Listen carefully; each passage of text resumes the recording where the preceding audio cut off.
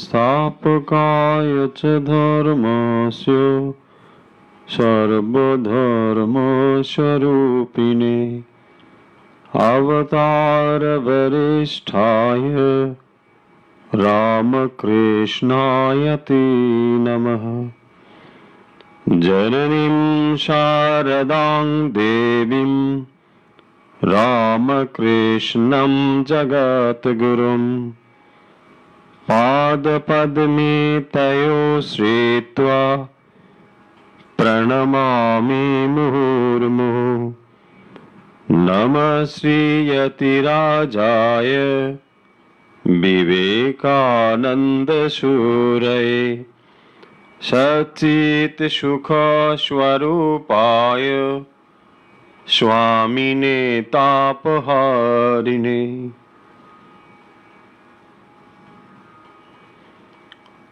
ঠাকুর মা স্বামীজির চরণে সভক্তি প্রণাম জানাই,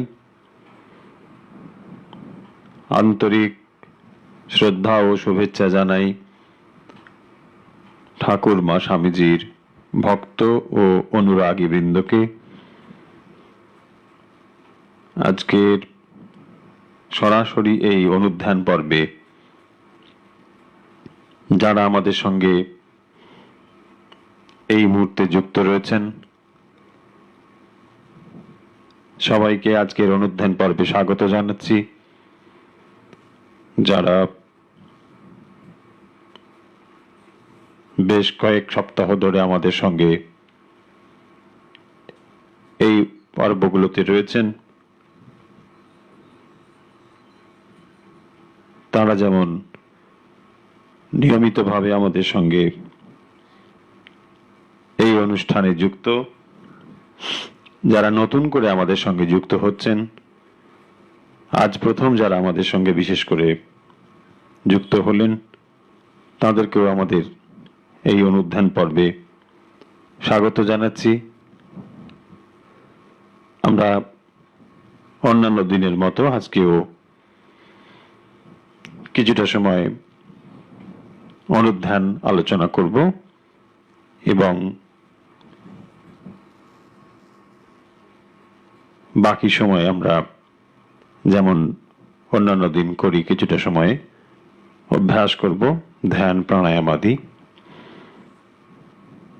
আজকের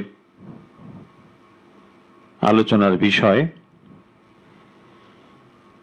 আপনারা ইতিমধ্যে জেনে গিয়েছেন। আমরা আজকে স্বামীজির কর্মযোগ নিয়ে কথা বলবো।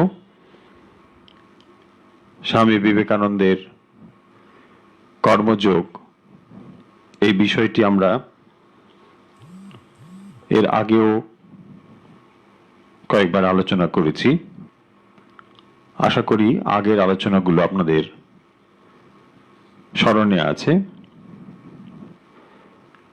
স্বামীজি তার কর্মযোগ গ্রন্থের ভেতরে কর্মের সংজ্ঞা নির্ধারণ করেছেন এবং এই কর্ম সম্পাদনের দ্বারা কিভাবে আমাদের ব্যক্তিত্ব গড়ে ওঠে এবং কর্মের দ্বারা কিভাবে আমরা কর্মের বন্ধন থেকে মুক্ত হয়ে যাই, এই বিষয়গুলো অত্যন্ত বিস্তারিতভাবে এবং যুক্তিপূর্ণভাবে আমাদের কাছে উপস্থাপন করেছেন।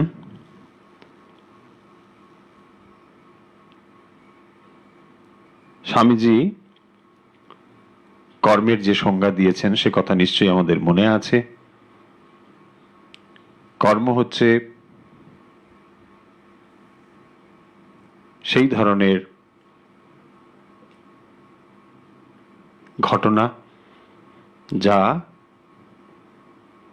আমাদের অন্তরের যে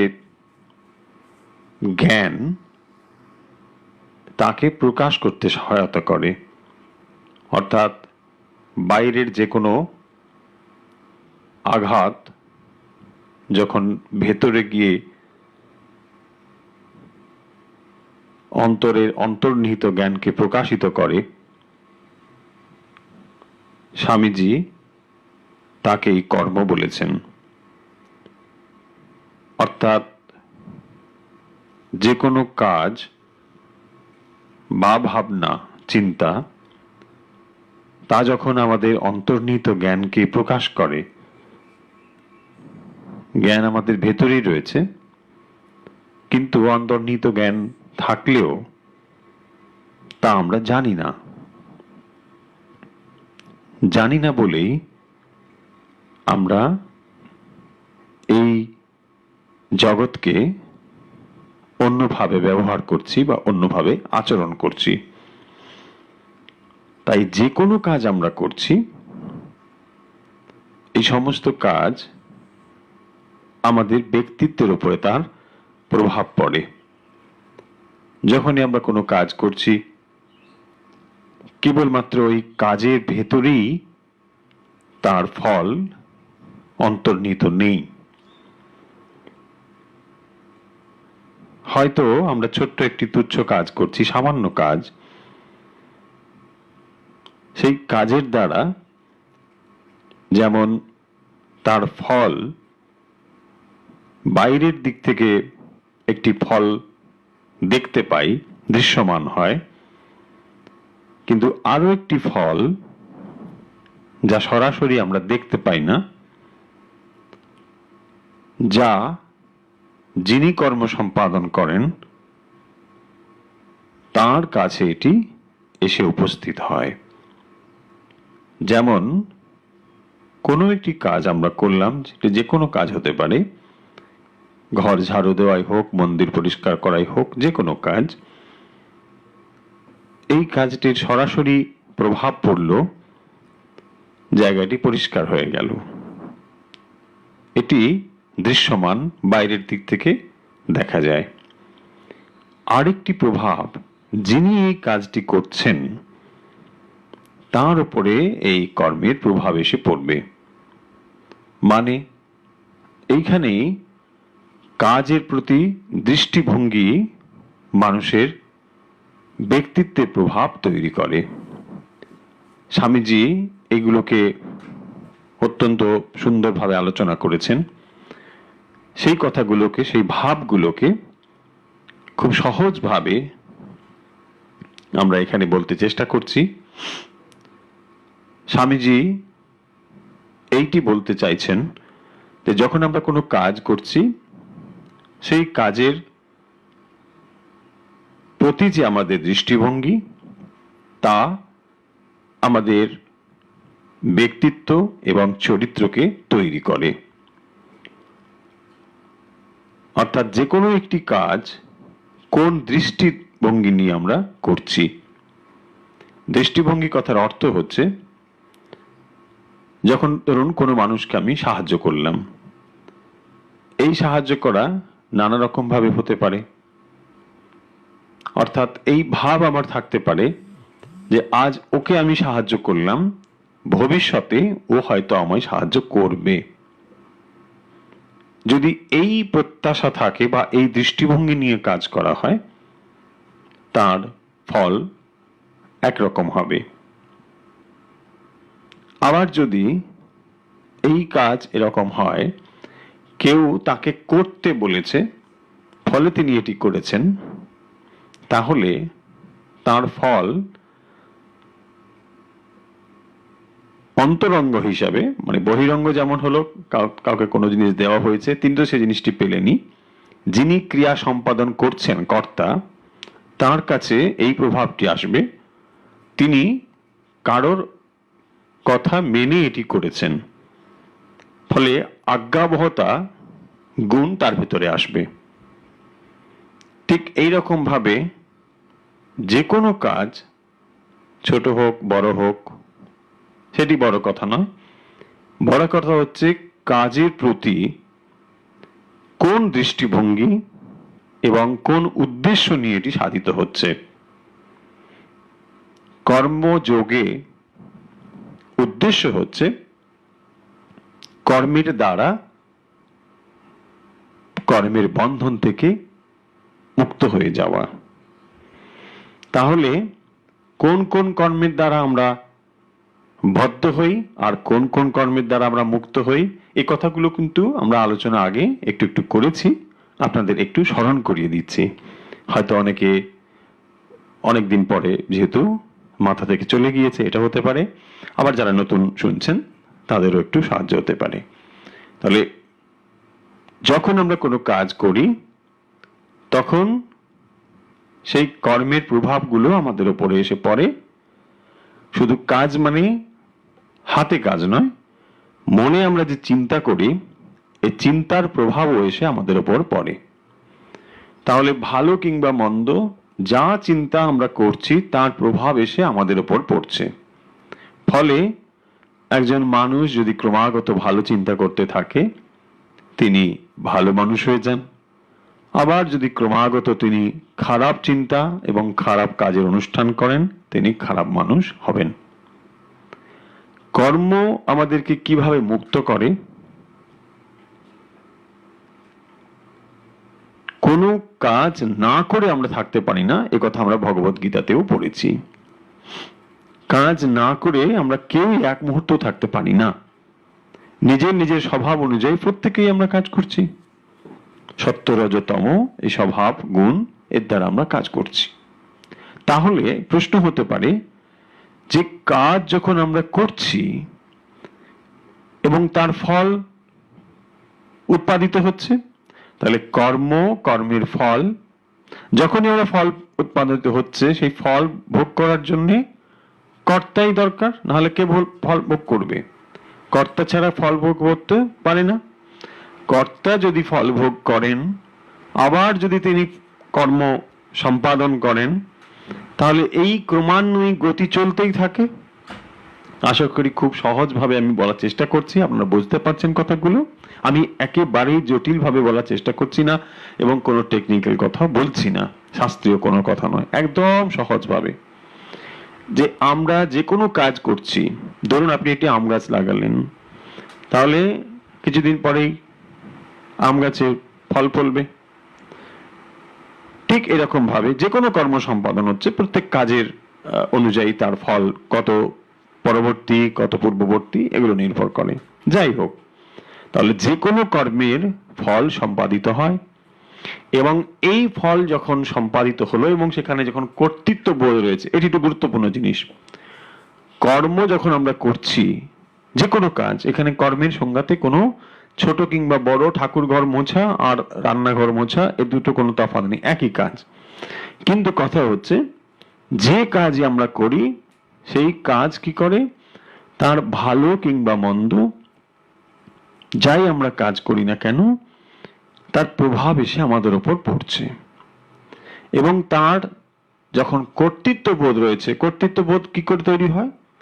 আমি একটা কাজ করলাম, এই কাজের যদি আমার কর্তৃত্ব বোধ থাকে, মানে আমি করছি এটা থাকে, তাহলে কি হবে? ফল আমার কাছে আসবে, খুব স্বাভাবিক কথা। কর্তৃত্ব বোধ যদি থাকে ফল সেখানে আসবেই। কর্তৃত্ব বোধ কোত্থেকে তৈরি হয়? আসক্তি থেকে, অ্যাটাচমেন্ট থেকে। আসক্তি না থাকলে কখনোই কর্তৃত্ব বোধ আসবে না। তখন কি আসবে? তখন আসবে আপনি কারোর জন্য করছেন। যেমন আমি বারবার যে কথাটা বলি, নিশ্চয় আপনার মনে আছে, যদি আপনি ঈশ্বরে বিশ্বাসী হন তাহলে ঈশ্বরের জন্য কাজ করছেন, আর ঈশ্বরে বিশ্বাসী যদি না হন তাহলে আপনি কার জন্য কাজ করছেন? বহুজন সুখায় বহুজন হিতায়। তাহলে এই দ্রুত দৃষ্টিভঙ্গি নিয়ে যখন আমরা কাজ করছি তখন কি হচ্ছে?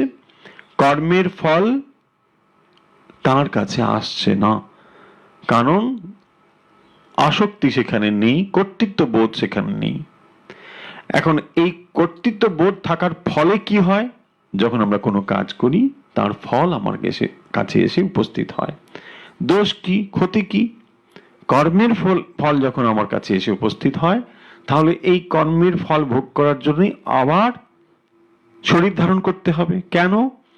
ধরুন এমন একটি কর্ম আমরা করেছি যে কর্মের ফল ভোগ করার জন্য এই শরীরটি অনুকূল নয় বা এই পরিবেশটি অনুকূল নয়, তখন ওই ফল ভোগ করার জন্যে আমার অনুকূল শরীর চাই, অনুকূল পরিবেশ চাই। তাহলে তখন ওই কর্মের ফল ভোগ করার জন্য তাকে তার ওই রকম অনুকূল শরীর এবং অনুকূল পরিবেশ তাকে দান করা হবে, তিনি এইটি পাবেন, তারপরে ওই ফল তিনি ভোগ করবেন। তারপরে কি হলো, আবার তিনি কর্ম সম্পাদন করবেন।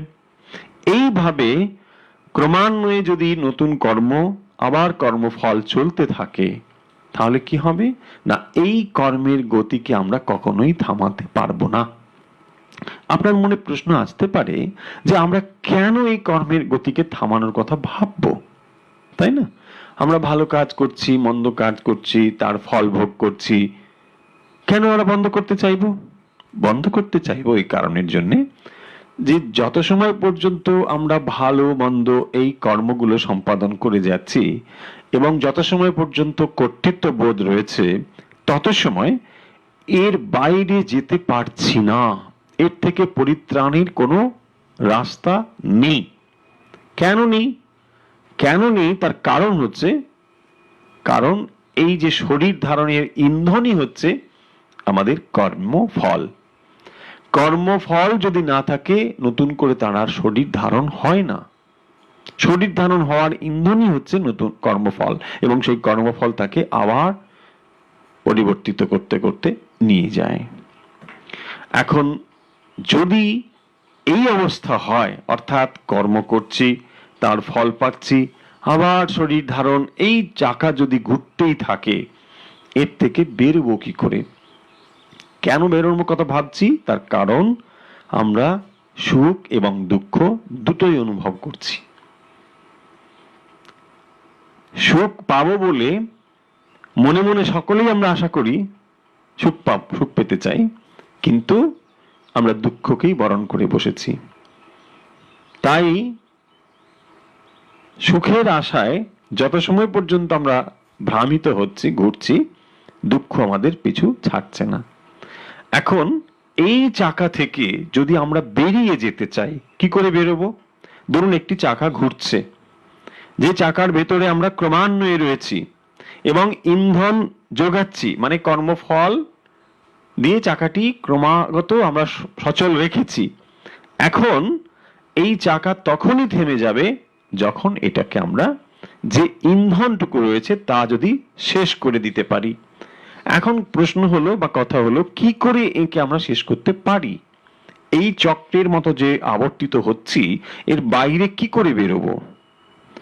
তখনই কর্মযোগীরা বলবেন যে আসলে কর্ম আমাদের ফল তৈরি করে না, কর্মের প্রতি দৃষ্টিভঙ্গি এবং কর্তৃত্ববোধ বা আসক্তি আমাদের ফল তৈরি করে। তাহলে কর্ম করাতে দোষ নেই, কিন্তু যত সময় পর্যন্ত কর্মকে ফলাকাঙ্ক্ষা যুক্ত হয়ে করছি, তত সময়ই দোষের। পরিষ্কার কথা। আমরা আসলে ভুল সিদ্ধান্ত কোথায় নিয়ে ফেলি, আমরা সবসময় এইটি মনে মনে ভেবে নিই যে কর্ম তাহলে ফলাকাঙ্ক্ষা, আবার শরীর ধারণ, তার থেকে কাজ না করাই ভালো।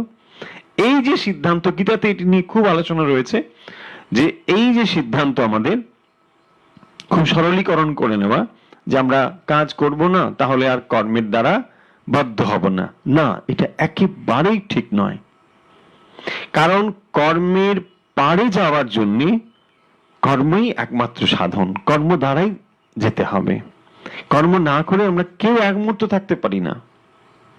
যত সময় পর্যন্ত আমাদের শরীর বোধ রয়েছে, তত সময় কর্ম না করে থাকার উপায় নেই, করতেই হবে। কারণ শরীর ধারণের চেষ্টা রয়েছে।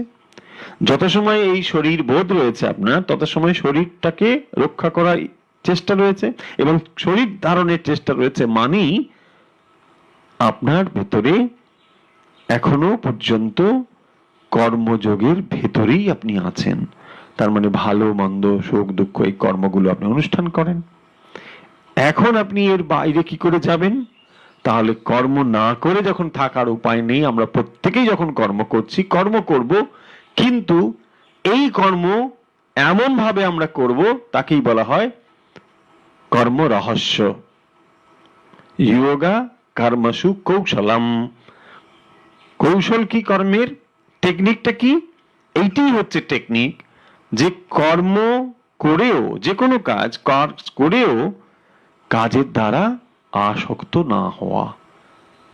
স্বামীজি এইটি বলেছেন কর্ম রহস্য চ্যাপ্টারে, যে কর্ম কি করে করা যায় অথচ তার ফলের দ্বারা আমরা বদ্ধ হব না। অনাসক্ত হয়ে কি করে কর্ম করা যায় সে পদ্ধতি এখানে স্বামীজি বলছেন। কি করে আমরা অনাসক্ত হয়ে কর্ম করব? স্বামীজি একটি সুন্দর উপমা ব্যবহার করেছেন। বলছেন, যখন আমরা সারাদিন অনেক মানুষকে দেখলাম, অনেক মানুষের মুখের ছাপ আমি দেখেছি, অনেক মানুষের মুখ, কিন্তু হয়তো রাত্রে কোনো একজন, সব মানুষই অচেনা ছিল, কিন্তু এত অচেনা মানুষের ভেতরেও একটি মুখ হয়তো আমার দৃষ্টিগোচর হলো, রাত্রে আমি ওই মুখটা স্মরণে এলো। স্বামীজি বলছেন, কেন এটি হলো? তাকে হয়তো কয়েক মুহূর্ত তার দৃষ্টি হয়েছে, দেখেছে সে, তবুও কেন এটি ঘটে? বলছেন যে তার অজান্তে তার মনে হয়তো ওই ধরনের চিন্তা অনেক কাল ধরে চলছিল, যখন কয়েক সেকেন্ডের মুহূর্তেও হয়তো এই দৃশ্য তার মনে তাকে ছাপ ফেলেছে। অর্থাৎ স্বামীজি এই জিনিসটা এখানে বলতে চাইছেন যে ওই কর্মই আমাদেরকে আসক্ত করে, যে কর্ম আমাদের সংস্কার তৈরি করে। কোন কর্ম আমাদের সংস্কার তৈরি করে? সংস্কার শব্দের অর্থ কি? যখন কোনো কাজ বারবার আমরা করছি, তার দ্বারা আমাদের সংস্কার তৈরি হয়। এই সংস্কার আমরা বলি না, মানুষটা খুব ভালো সংস্কার, তার মানে বারবার তিনি ভালো কাজ সম্পাদন করেছেন, দিয়ে তার স্বভাব ভালো। এই যে সংস্কার, এটি আসক্ত হয়ে যখন কোনো কর্ম হয় তখনই সংস্কার তৈরি হয়। আশা করি আমার কথাগুলো বুঝতে অসুবিধা হচ্ছে না আপনাদের। যখন কোনো কাজ আমরা সম্পাদন করছি এবং সেখানে আসক্তি রয়েছে, এই আসক্তিযুক্ত কর্ম সম্পাদিত হলেই সংস্কার তৈরি হয়, এছাড়া সংস্কার তৈরি হতে পারে না। স্বামীজি সেই জন্য বলছেন যে কর্মের টেকনিক হচ্ছে, রহস্য হচ্ছে, কর্ম সম্পাদন করো কিন্তু তা যেন কখনোই তোমার সংস্কারে পরিণত না হয়। কি করে সেটি হবে না? সেটি যদি না হয় তাহলে তুমি অনাসক্ত সম্পূর্ণ হবে এবং কর্মফল তোমার কাছে আসবে না। কি করে সেটি হতে পারবে?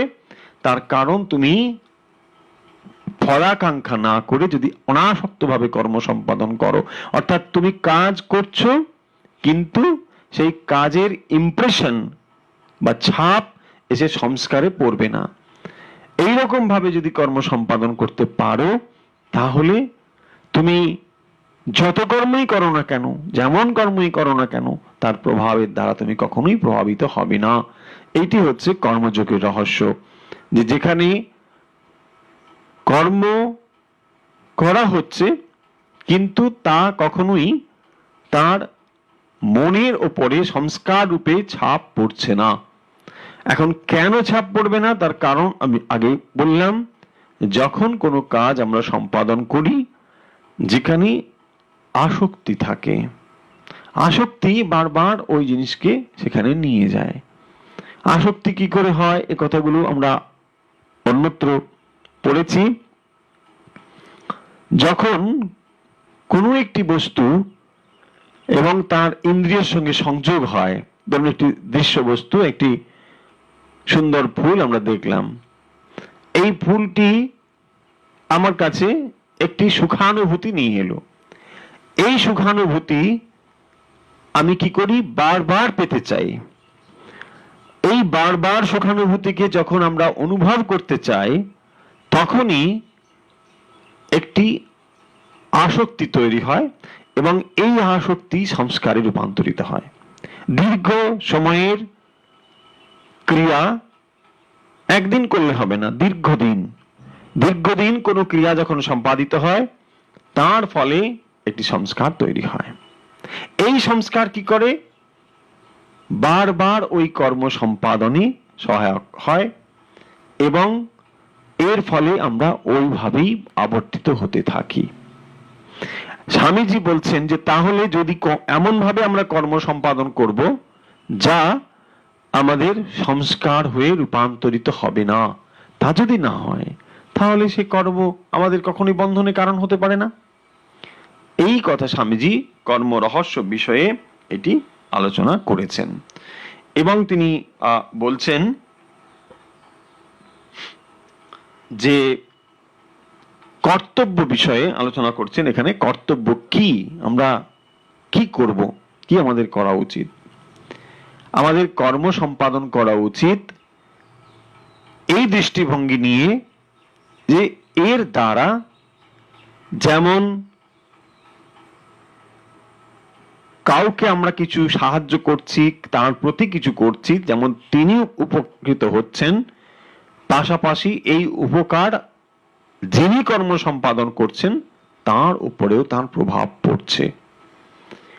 তিনি যে দৃষ্টিভঙ্গি নিয়ে কর্মকে সম্পাদিত করছেন তার দ্বারাই তার পরিবর্তন হচ্ছে। তাই যখন নিজেকে আমরা পরিবর্তন করতে চাইছি, নিজের ভেতরে অশুভ সংস্কারগুলোকে দূরীভূত করে নতুন সংস্কারকে নিয়ে আসতে চাইছি, তখন এই দৃষ্টিভঙ্গিকে পরিবর্তিত করে কাজগুলোকে সম্পাদিত করলেই তা একমাত্র সম্ভব। যে কাজগুলোকে কেবল স্বার্থপর দৃষ্টিতে করেছি সেই কাজগুলোকে নিঃস্বার্থভাবে যদি সম্পাদিত করতে পারি তাহলেই একজন মানুষ কর্মযোগী হয়ে উঠতে পারেন। কর্মযোগীর এই হচ্ছে দৃষ্টিভঙ্গি। স্বামীজি কথা এখানে আলোচনা করেছেন এবং তিনি আরেকটি দৃষ্টিভঙ্গি আমাদের সামনে খুলে দিয়েছেন যে প্রত্যেক মানুষের এই সমাজ থেকে তিনি নিয়ে বড় হয়েছেন, এই সমাজ থেকে তিনি ঋণী। তাই আমাদের প্রত্যেকেরই কর্তব্য এই সমাজকে দেওয়া।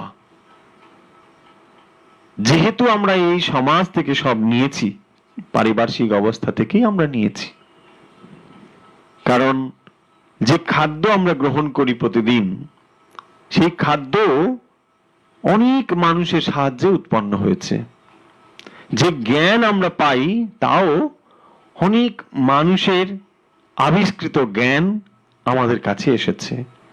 তাই এই রকম প্রত্যেক মানুষের সাহায্য নিয়েই বর্তমান আমরা রয়েছি। তাই এটিও আমাদের কর্তব্য যে তা জগৎকে আবার ফিরিয়ে দেওয়া, যার থেকে আমরা নিয়েছি, তাহলে আমরা ঋণী থেকে যাব। এই কর্তব্য বোধ, এই কর্তৃত্ব বোধ থেকে আমরা কাজ করব।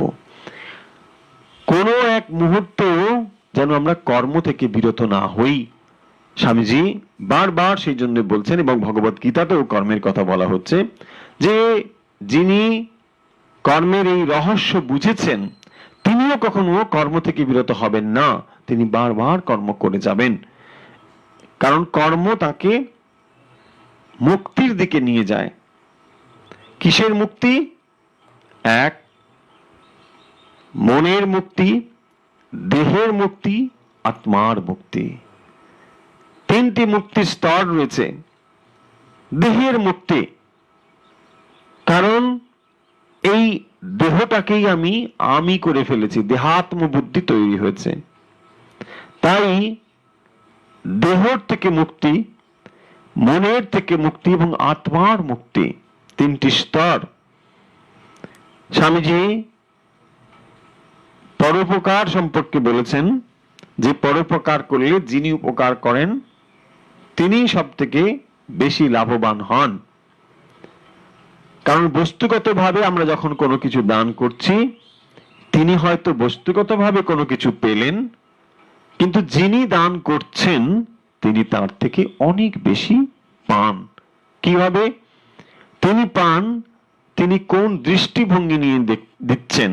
যদি তার কাছে ওই দৃষ্টিভঙ্গি থাকে যে তিনি দিচ্ছেন মানব কল্যাণের জন্য দিচ্ছেন, ঈশ্বর প্রীতির জন্য দিচ্ছেন, তাহলে তার ওই গুণাবলী অধিক পরিমাণে বর্ধিত হবে, বেড়ে যাবে। এবং এছাড়াও আরেকটি ফল তিনি পাবেন, যেই ফল এই বিশ্ব মনের কাছে থাকে, তাকে অদৃষ্ট আমরা বলতে পারি। আসলে জিনিসটি হচ্ছে এই, যে ভাব আমরা এই জগৎকে দিচ্ছি, সেই ভাব শতগুণে সহস্র গুণে আবার আমাদের কাছেই ফিরে আসবে। যে দৃষ্টিভঙ্গি নিয়ে কোনো মানুষের কাছে আমরা যা দিচ্ছি, সেটি রাগ হোক, হিংসা হোক, ভালোবাসা হোক, যাই হোক না কেন, যে ভাব, এই ভাবই বিশ্ব মনের কোথাও সেটি হারিয়ে যায় না। এটাকেই বলা হয়েছে অদৃষ্ট, মানে যা দেখা যায় না, অদৃশ্য। সেই জিনিসটি কি হয়, আবার সেটি কোনো না কোনো ভাবে আমাদের কাছে ফিরে আসে। এটি অবধারিত, ফিরে আসবেই আসবে।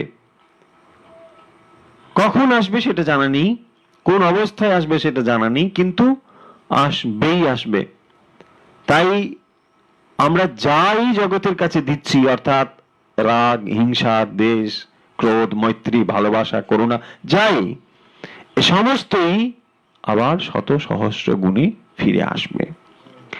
কর্মযোগের মূল দৃষ্টিভঙ্গি এবং মুক্তির কথা স্বামীজির দৃষ্টিভঙ্গিতে নানা দিক এখানে আলোচনা হয়েছে, যেখানে স্বামীজি এই জিনিসগুলোকে খুব সুন্দরভাবে এখানে আলোচনা করেছেন। তিনি বলছেন যে কোনো কাজ আমরা যখন সম্পাদন করি, এমন কোনো কাজ নেই যা সর্বদাই সকলের কাছে ভালো বলে মনে হবে। যে কোনো কাজ করতেন, ধরুন আপনি কোনো একজন মানুষকে সাহায্য করার কথা ভাবছেন, তাতে আপনি হয়তো তার উপকার করছেন, কিন্তু অন্য কোনো মানুষের দৃষ্টিতে বা অন্য কোনো মানুষের তুলনায় আপনি তার ক্ষতিই করছেন। হয়তো আপনি তাকে সাহায্য করলেন, কিন্তু যদি আপনি এরকম ভাবে সাহায্য করে যান, তার নিজের ভেতরে যে আত্মশক্তি জাগানোর ক্ষমতা, সেটি হয়তো নষ্ট হবে। এরকম বিচার করে দেখলে কোনো কাজই একেবারে ভালো, একেবারে মন্দ এটা হতে পারে না। দৃষ্টিভঙ্গি হচ্ছে এই, সেই কাজই ভালো কাজ যে কাজের দ্বারা অপরের কল্যাণ সাধন হয়। যখন অপরের কল্যাণ সাধন হয়, তার যে কাজ, এটি হচ্ছে শুভ কাজ। কারণ শুভ এবং অশুভ প্রত্যেক কাজের সঙ্গেই যুক্ত রয়েছে। স্বামীজি বলছেন যে এই উপমাটি তিনি ব্যবহার করেছেন, যে আমি কথা বলছি, স্বামীজি কথা বলছেন, যে এই মুহূর্তে তোমরা আমার কথা শুনছো, আমি কথা বলছি, তোমরা ভাববে যে আমি বড় ভালো কাজ করছি, কিন্তু আমার এখানে এত ছোট ছোট জীবাণু রয়েছে, তারা মারা যাচ্ছে প্রতি মুহূর্তে, তো তাদের তো আমি ক্ষতি করছি। ঠিক একই রকম ভাবে, যে তাহলে কোনো কাজকে আমরা তুলনামূলক ভাবেই ভালো বলবো, তুলনামূলক ভাবেই খারাপ বলবো। সবসময় সব জিনিস ভালো কিংবা মন্দ একেবারেই এটি বলা সম্ভব নয়।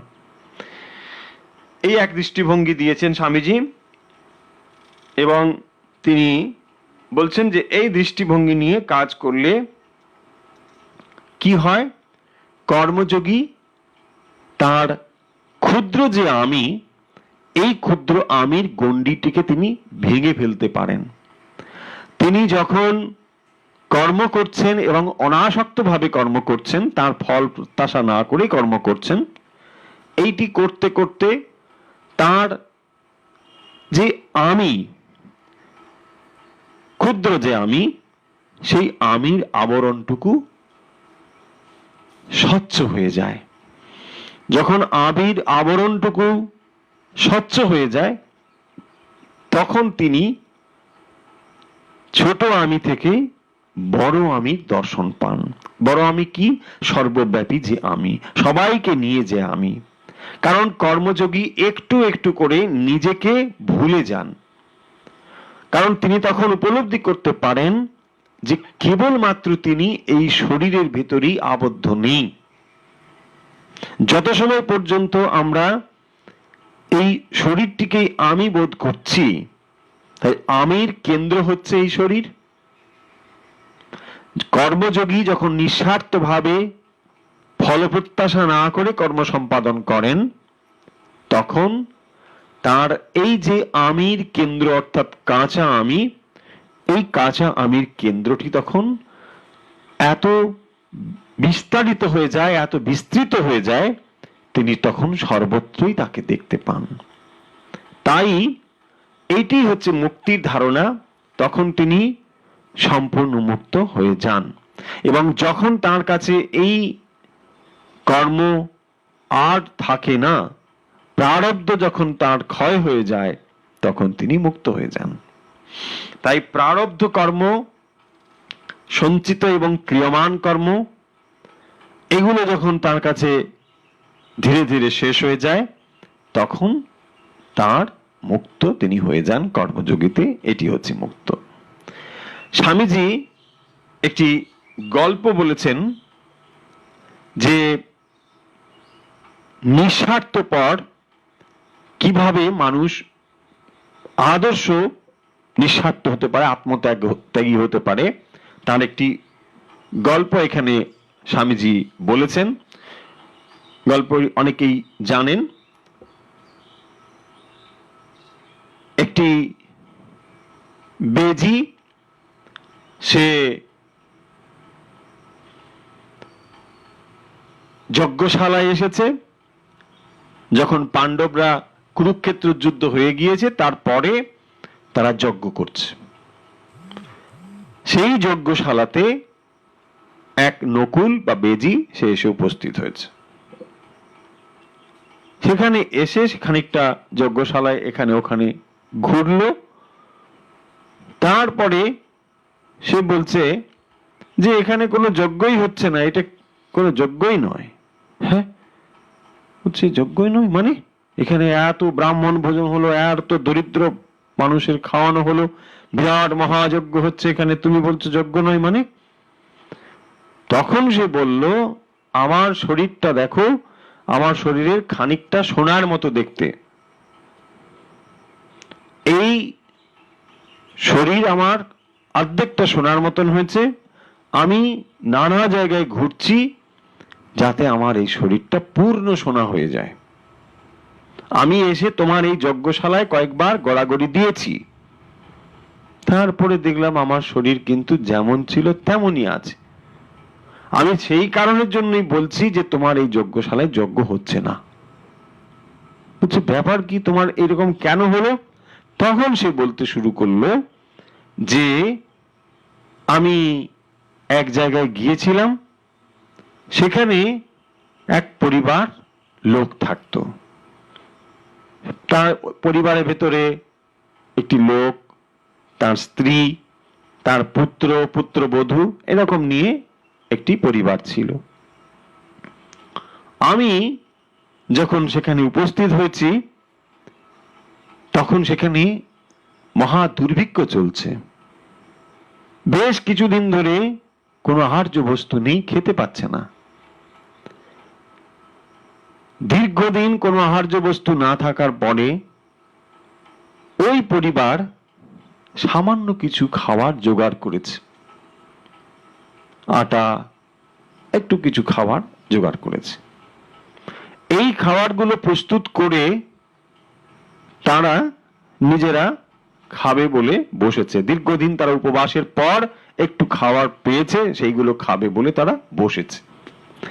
এমন সময় সেখানে এসে উপস্থিত হলো কয়েকজন অতিথি। তারা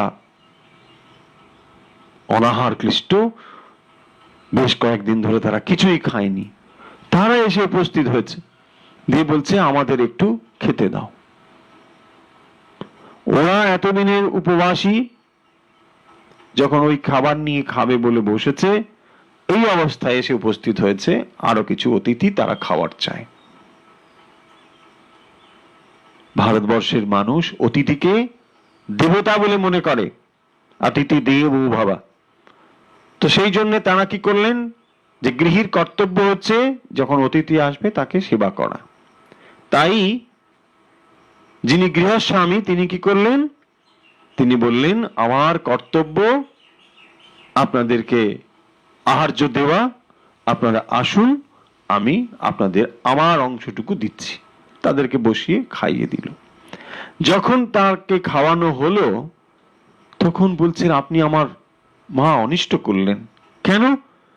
আমি এতদিন ধরে ক্ষুধার্ত, আর এত সামান্য খাবার আমাকে দিয়েছেন যে আমি এটি খেয়ে আমার জঠরাগ্নি অনেক বেশি আরো ক্ষুধার্ত অনুভব করছি, আমি আমাকে আরো কিছু খাবার দিন, নাহলে আমি মরে যাব। তখন ওই লোকটি বলছে, আমি তো নিরুপায়, আমার আহার সব ছিল দিয়ে দিয়েছি। তখন তার স্ত্রী সেখানে উপস্থিত ছিলেন, তিনি বললেন, তুমি ভেবো না, আমার কর্তব্য স্বামীর ধর্ম কর্মে তাকে সহায়তা করা, আমি আমার অংশটুকু দান করছি বলে তিনি তা দিলেন। তাতেও হলো না, পুত্র তার অংশ দিলেন, পুত্র বধূও তার অংশ দিলেন, দিয়ে তাদের আহার্য হলো, তারা খেলো। তো তারা খেয়ে নিশ্চিন্তে চলে গেল। এখন এই যে পরিবার লোকজন ছিল, এরা কিন্তু অনাহারে সেদিনও থাকলো। তারা যখন অনাহারে রাত্রে রয়েছে, এই রাত্রে অনাহারে না কিছু খেতে পেয়ে এই চারজন মারা যায়। বেজি তখন ওই স্থান দিয়ে যাচ্ছিল, সে ওই যে রান্না করা তাদের রুটি তৈরি করেছিল, আটা, বললো ওই আটাতেই আমি আমার শরীরটাকে একটু গড়াগড়ি দিয়েছিলাম, ওই আটা আমার গায়ে লেগে আমার শরীরটা সোনার মতন হয়ে গিয়েছে। আমি বুঝেছিলাম এটি হচ্ছে ঠিক ঠিক আত্মত্যাগ, স্যাক্রিফাইস। প্রত্যাশা না করে সম্পূর্ণভাবে দান করা।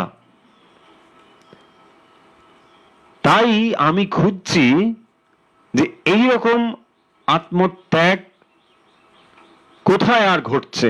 যদি কোথাও ঘটে, আমি সেখানে একটু গড়াগড়ি দেবো এবং আমি আমার শরীরটিকে পূর্ণ স্বর্ণময় করব।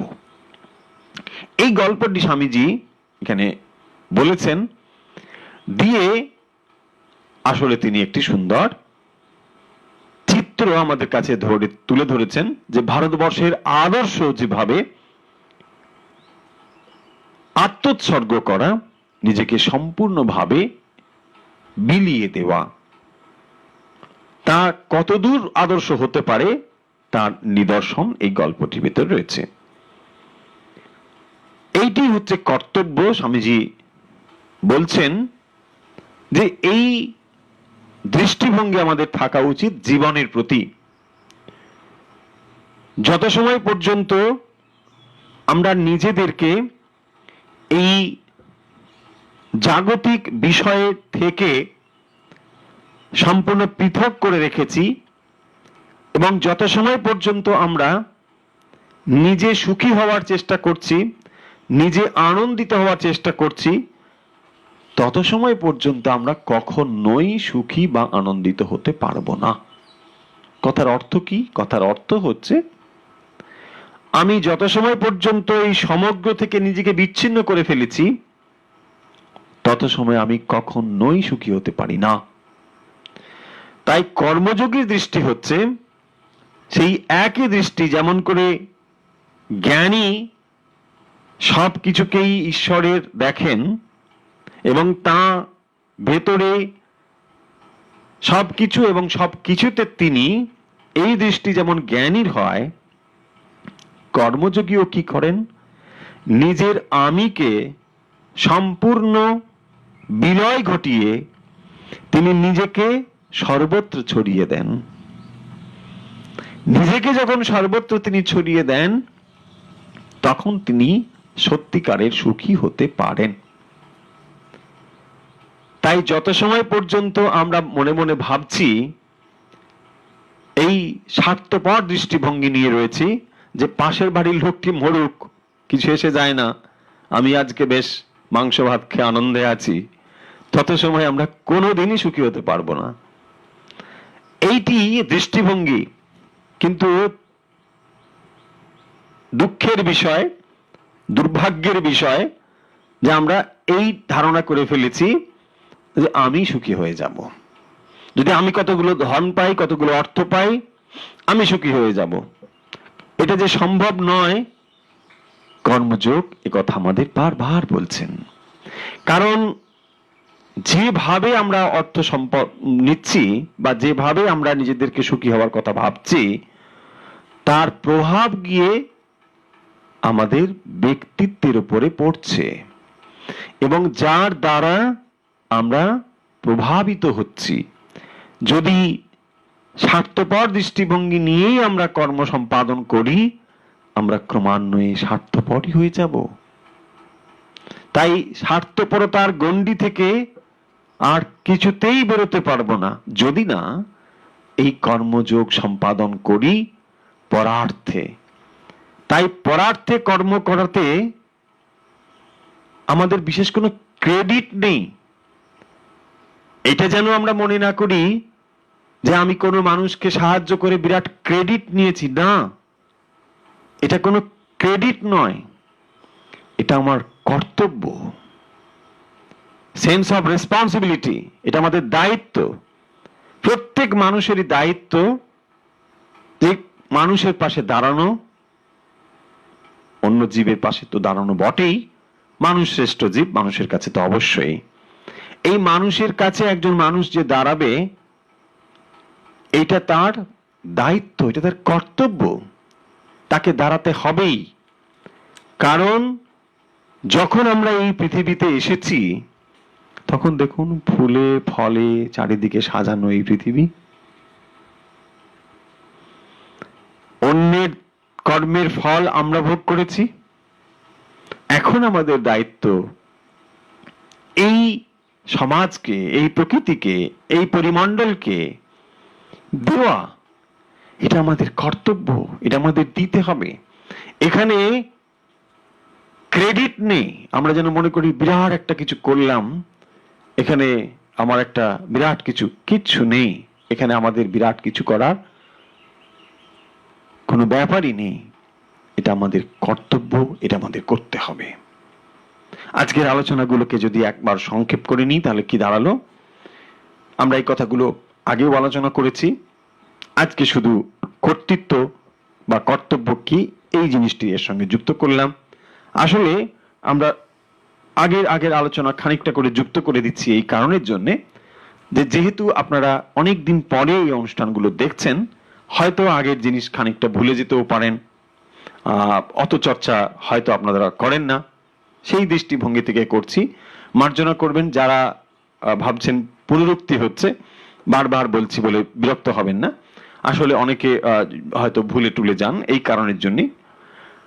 আসলে যে জিনিসগুলো আমরা বলতে চাইলাম, তাহলে কর্ম কি করে না, কাজ আমাদেরকে ব্যক্তিত্বের উপরে প্রভাব তৈরি করে। যে কোনো কাজ আমরা যে ভাব নিয়ে সম্পাদন করছি, তার রেজাল্ট হচ্ছে এক, কর্মের ফল বাইরের দিক থেকে, এবং দ্বিতীয়ত তা আমাদেরকে ভেতরের দিক থেকে সাহায্য করে। যে কোনো কাজ, ধরুন আপনি খুব কঠোর পরিশ্রম করে একটা পরীক্ষা পাশ করলেন, পরীক্ষা দেওয়ার জন্য তো সরাসরি যে রেজাল্ট, আপনি ভালো নম্বর পেলেন, এটা হচ্ছে তার সরাসরি ফল। কিন্তু এর আরেকটি সুদূর প্রসারী ফল রয়েছে, সেটি হচ্ছে কি, আপনাকে কর্মনিষ্ঠ হতে শিক্ষা দিল, আপনি ডিসিপ্লিন হতে শিখলেন, এবং আপনার ভেতরে আত্মবিশ্বাস বেড়ে গেল। এই যে গুণগুলো আপনার ভেতরে ঢোকে, সেগুলো কিন্তু কর্মের গভীরতম ফল। তাই যে কোনো কাজ আমরা করছি, তার সরাসরি যেমন রেজাল্ট, দৃশ্য রেজাল্ট রয়েছে, অদৃশ্য রেজাল্টও রয়েছে, সেটি আমাদের চরিত্রের উপর প্রভাব পড়ে। এটিকে আমরা বলতে চেষ্টা করেছি, স্বামীজি এটিকে বলেছেন। তাহলে যে কোনো কর্ম আমাদের ব্যক্তিত্বের উপরে তার এক প্রভাব তৈরি করে। এবারে কথা, কোন কর্ম আমাদের ব্যক্তিত্বের প্রভাব তৈরি করে, তাকে বলা হয় সংস্কার। তাহলে কোন কর্ম করে, যে কর্মে কর্তৃত্ব বোধ রয়েছে। যখন আপনি সচেতনভাবে কোনো কর্ম সম্পাদন করছেন, তখন কর্তৃত্ব রয়েছে, এবং এই কর্তৃত্ব আপনাকে রেজাল্ট নিয়ে আসবে। স্বামীজি বলছেন যে নিষ্কাম কর্ম তাহলে কিভাবে করব, কারণ আমরা কাজ করছি, তার রেজাল্ট হচ্ছে, রেজাল্টের ফলে আমরা ফল ভোগ, এর দ্বারা এই চক্রটি আবর্তিত হচ্ছে। কি করে আমরা এর পারে যাব? তখনই আমরা যেতে পারি। এমন ভাবে আমরা অনাসক্ত হয়ে কর্ম করতে শিখবো। একেই বলা হয় কৌশলম, কর্মের কৌশল বা রহস্য হচ্ছে এটি যে এমন ভাবে আমরা কর্ম করতে শিখবো যে যার ফলে কর্ম করেও তার দ্বারা আমরা প্রভাবিত হব না। অর্থাৎ কর্ম কখনো আমাদের অন্তরে সংস্কার তৈরি করতে পারবে না। কেন করবে না? কারণ সেখানে আসক্তি নেই। যদি আসক্তি না থাকে তাহলে এরকম অনেক কর্ম করেও কিছুই হয় না। যেমন জনক রাজার কথা রয়েছে, বিদেহ বলা হয় জনক রাজাকে, দেহাত্ম বুদ্ধি তার নেই, নগরী পড়ে যাচ্ছে, তবুও তার মনে হচ্ছে যে না, কিছুই হচ্ছে না, তিনি ঠিক আছেন, তিনি বিদেহ আত্মা অনুভব করছেন। তার মানে এই নয় যে তার দায়িত্বহীন রাজা তিনি নয়, এরকম নয়, এরকম ভাববেন না যে রাজ্য ফুটছে তিনি আনন্দে আছেন, তা নয়। তিনি অত্যন্ত দায়িত্বশীল একজন মানুষ, রাজর্ষি বলা হয়, রাজা এবং ঋষি একসঙ্গে।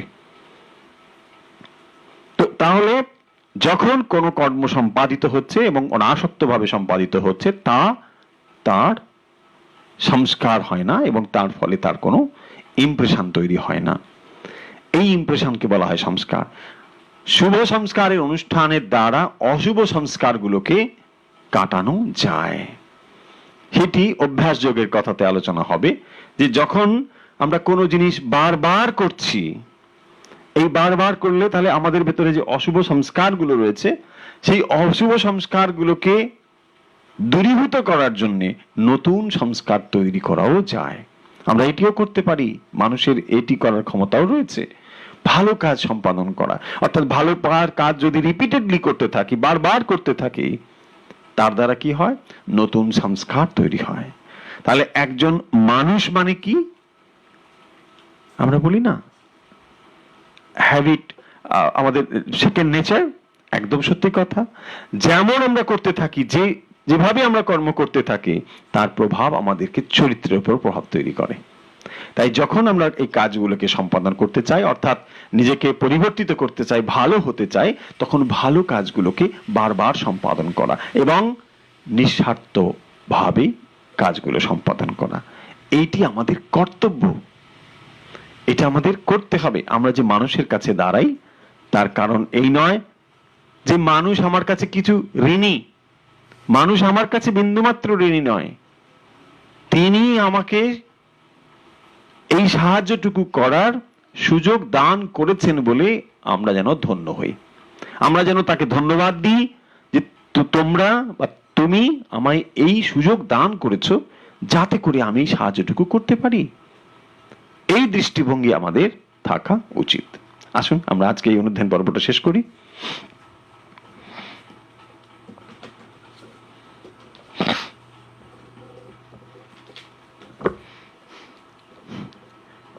আজকে অভ্যাস পর্বে যাব। আশা করি আপনারা সবাই প্রস্তুত হয়েছেন। আমরা এখন খুব তাড়াতাড়ি অভ্যাস পর্বে যাব। অনেকে আমাদের জানিয়েছেন, অনেকে বলবো না, কেউ কেউ জানিয়েছেন যে প্রাণায়াম পর্ব আমাদের বেশি হয়, মেডিটেশন কমে যায়, এরকম জানিয়েছেন। তাদের জন্য বলি না, আমরা একেবারেই মেডিটেশন কমাতে চাই না। মেডিটেশন আমরা আজকে ঠিক করব। আশা করি প্রস্তুত আপনারা। খুব বেশি প্রাণায়াম আমরা এই পর্বে তো করি না, আজকেও সেটা করব না। অল্প কিছু প্রাণায়াম যা রোজ করি সেগুলো একটু করব।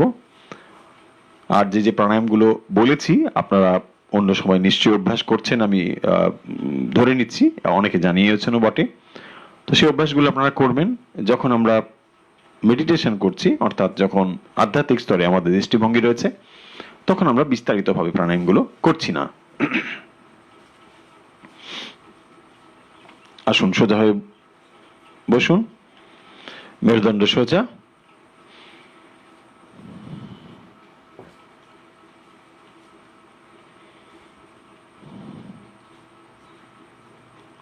মেরুদণ্ড সোজা। ঘরের পরিবেশ অনুকূল করে নিন। আলো থাকলে কমিয়ে দিন, বাতাস উন্মুক্ত যেন থাকে, অতিরিক্ত শব্দ যেন না হয়, পরিবেশ অনুকূল করে নিন। আশা করি আপনারা প্রস্তুত হয়েছেন। এই মুহূর্তে যারা আমাদের সঙ্গে অভ্যাসে রয়েছেন তারা সবাই আসুন, আমরা অভ্যাসে প্রস্তুত হই, অভ্যাস করি। এখন আমরা নিয়মিত অভ্যাস করছি, আপনারা সকলেই জানেন। আমরা বাম দিকে শ্বাস নেবো, ডান দিকে ছাড়বো। শুরু করবো বাম দিক থেকে। ধীরে ধীরে বাম দিকে নেওয়া শুরু করুন, ডান দিকে ছেড়ে দিন। শ্বাস নিন বাম দিকে, শ্বাস ছাড়ুন ডান দিকে।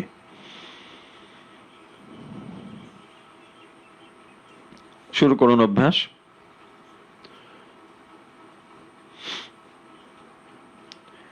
অনেকে জানিয়েছেন যখন আমাদের এই অনুষ্ঠান চলতে থাকে তখন কেউ কেউ কমেন্টস এত বেশি করেন, কেউ কেউ অনেক বেশি ইমোজি বা স্টিকার এইসব দেন, এতে অনেকের অসুবিধে হয় বলে জানিয়েছেন।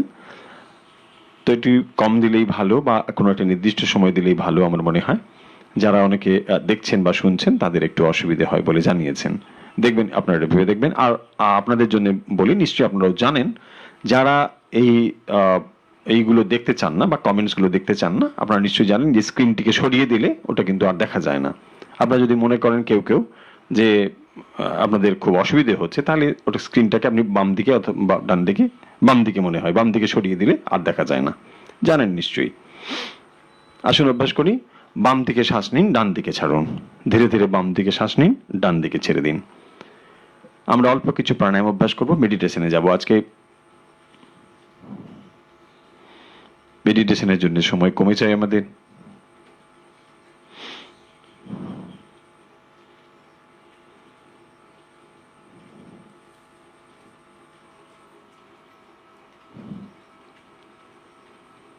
বাম দিকে শ্বাস নিন, ডান দিকে ছেড়ে দিন।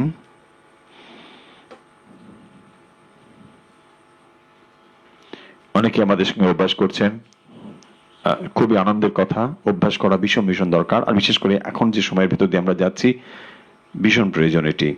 কারণ আমাদের ইমিউন সিস্টেমকে ডেভেলপ করার জন্য প্রাণায়ামের জুড়ি নেই।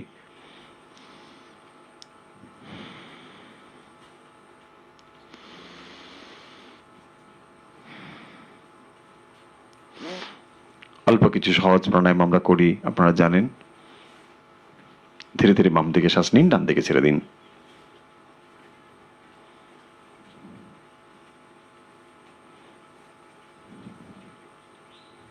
হয়েছে, রিল্যাক্স। কয়েকবার স্বাভাবিক শ্বাস নিন। মেরুদণ্ড সোজা থাকবে। প্রাণায়াম করার সময় চোখ বন্ধ করলে খুব ভালো। চোখ বন্ধ করে রাখুন, খুবই ভালো হয়।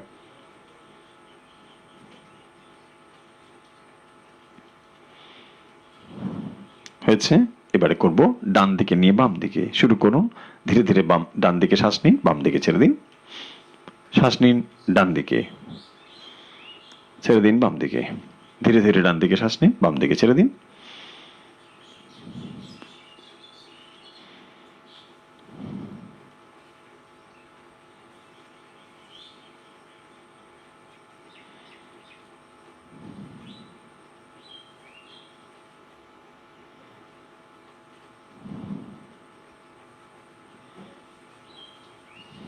শ্বাস নিন ডান দিকে, শ্বাস ছাড়ুন বাম দিকে।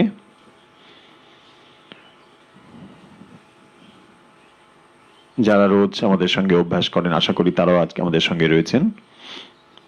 অনেক জায়গায় অফিস খুলে গিয়েছে, হয়তো তারা দেখতে পাচ্ছেন না। শ্বাস নিন ডান দিকে, শ্বাস ছাড়ুন বাম দিকে। হয়েছে, রিল্যাক্স। স্বাভাবিক শ্বাস নিন কয়েকবার।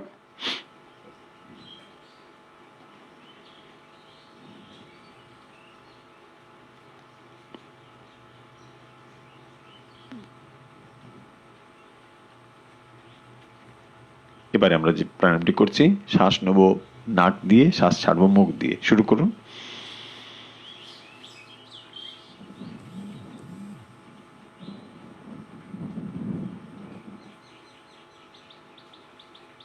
শ্বাস নিন নাক দিয়ে, শ্বাস ছাড়ুন মুখ দিয়ে।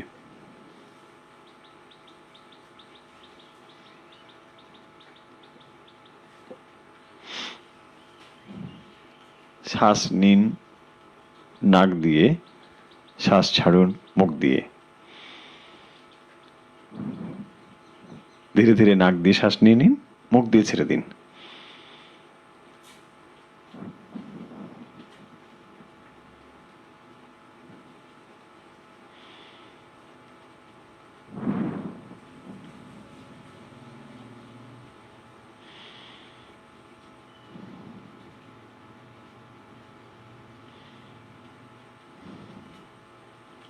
নাক দিয়ে শ্বাস নিন, মুখ দিয়ে ছেড়ে দিন।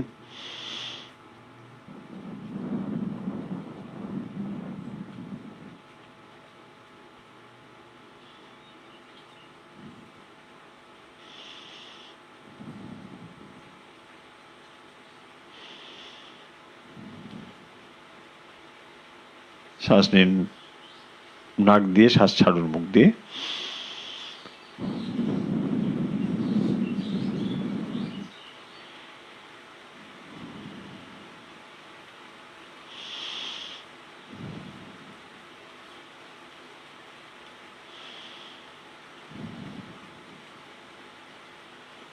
সকাল এবং সন্ধ্যাতে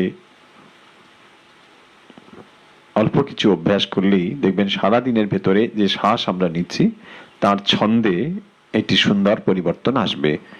কারণ আমরা অধিকাংশ মানুষই ছন্দবদ্ধভাবে শ্বাস নিই না, এবং তার ফলে আমরা খুব দ্রুত অসুস্থ হয়ে পড়ি। নানা অসুস্থতার কারণ এইরকম বিচ্ছিন্নভাবে শ্বাস নেওয়া এবং অগভীরভাবে শ্বাস নেওয়া।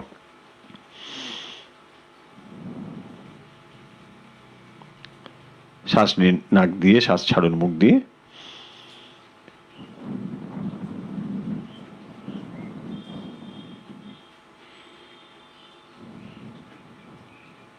কয়েকবার অভ্যাস করুন। আবার শ্বাস নিন নাক দিয়ে, মুখ দিয়ে ছেড়ে দিন।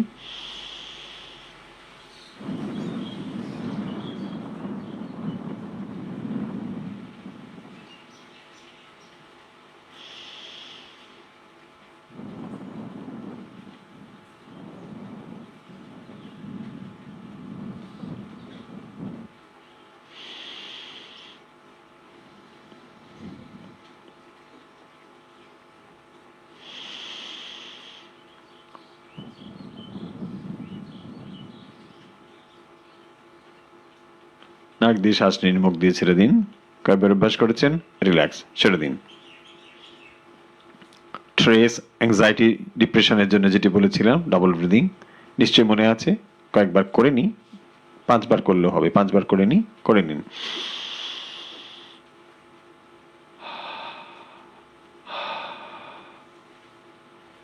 দুবারে শ্বাস নেবেন নাক দিয়ে, মুখ দিয়ে দুবারে ছাড়বেন।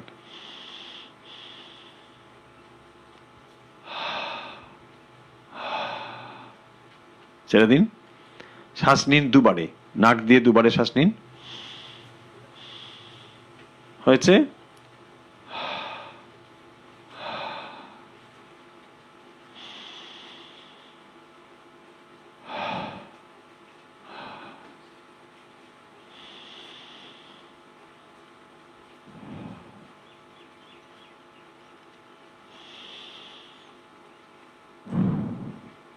হয়েছে?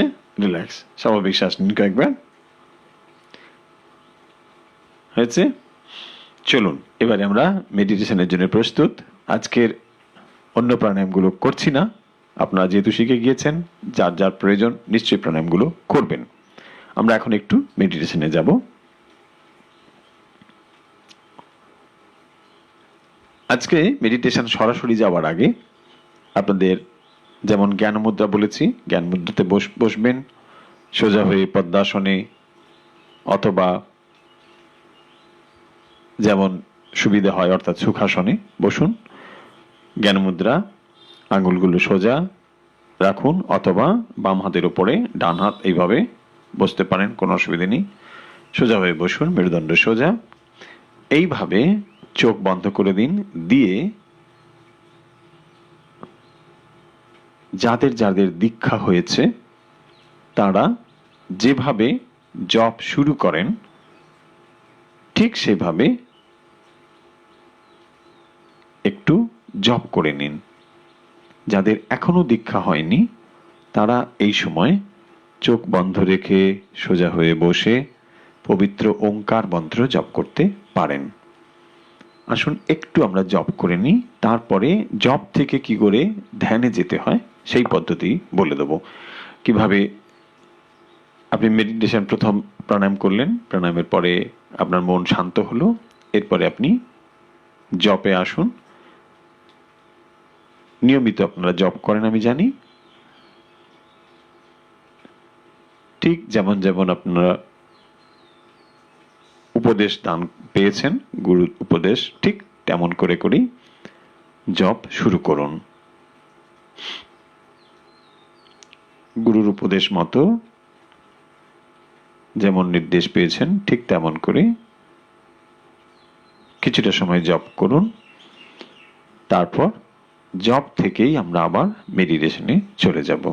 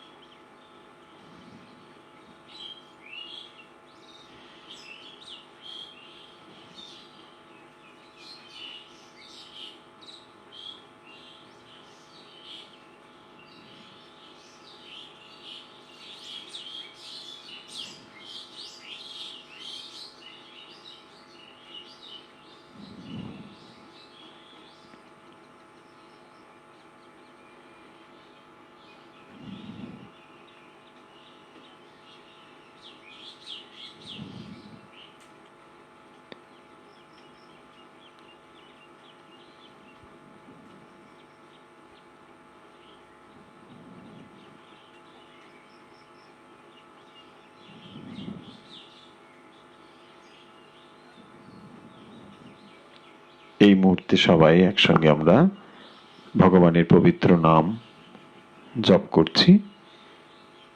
দূরে কাছে যারা সবাই রয়েছেন একসঙ্গে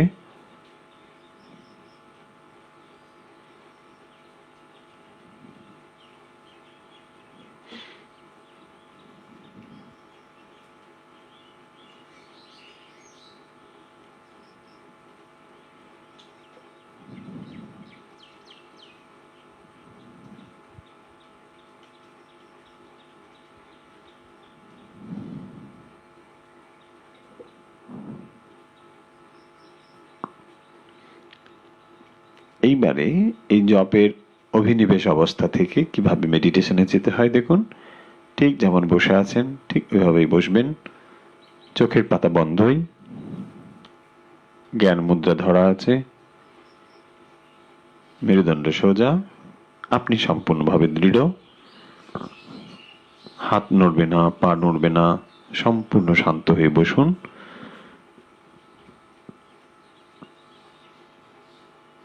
মেডিটেশন চলাকালীন চোখের পাতা খুলবেন না, একবারই চোখের পাতা বন্ধ করবেন, আবার যখন মেডিটেশন শেষ হবে তখনই কেবল চোখের পাতা খুলবেন। হালকা করে চোখের পাতা বন্ধ করে দিন, শ্বাস স্বাভাবিক নিন, ধীরে ধীরে শ্বাস নিন, ধীরে ধীরে ছেড়ে দিন। শরীরের নড়াচড়া বন্ধ করে দিন, শরীর সম্পূর্ণভাবে শান্ত করে দিন।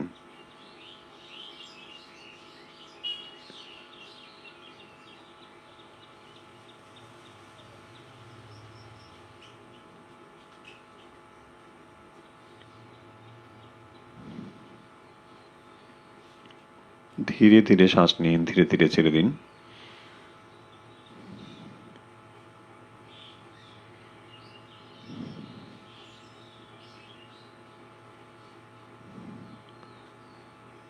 অন্তরে পবিত্রতাকে সর্বত্র ছড়িয়ে দিন। আপনার অন্তরের পবিত্রতা ডান দিক, বাঁ দিক, পূর্ব পশ্চিম সর্বত্র ছড়িয়ে দিন। গুরু, ইষ্ট, আচার্য সবার কাছে আপনি অন্তরে শ্রদ্ধা জ্ঞাপন করুন।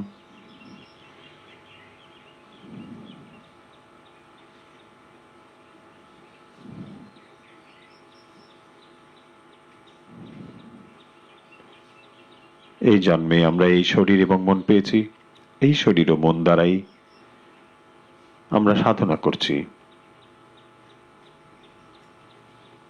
আমি মানসিকভাবে প্রস্তুত, শরীর দৃঢ়,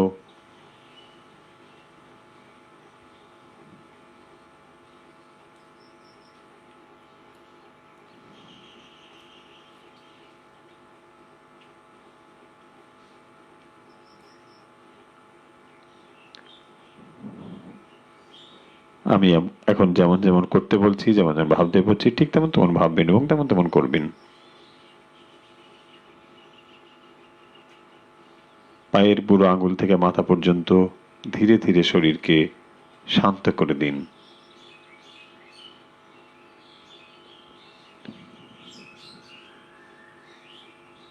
আমি যে যে অঙ্গের কথা বলছি, মনকে সেই যে অঙ্গে নিয়ে যান এবং মনকে বলুন ওই ওই অঙ্গগুলোকে শান্ত করে দিতে, সম্পূর্ণ শিথিল করে দিতে।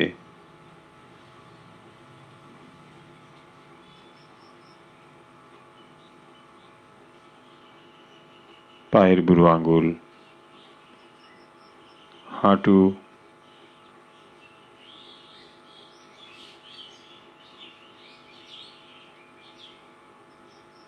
ডান পা সম্পূর্ণ, বাম পা সম্পূর্ণ,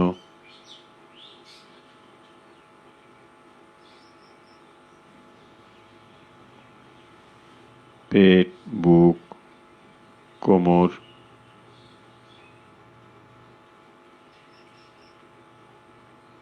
পিঠ, মেরুদণ্ড,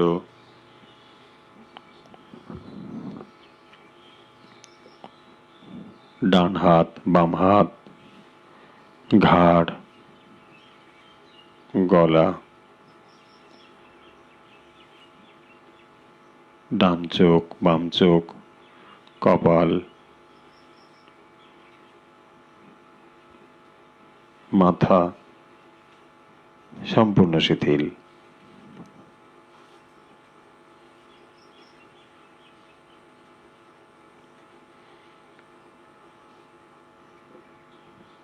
আপনার শরীর সম্পূর্ণ শিথিল। মনের চোখ দিয়ে শরীরকে ভেতর থেকে লক্ষ্য করুন।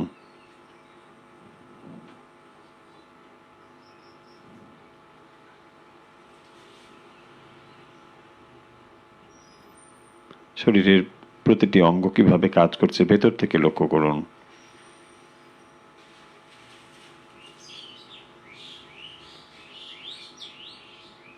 শ্বাসের সঙ্গে বুকের ওঠানামা অনুভব করুন।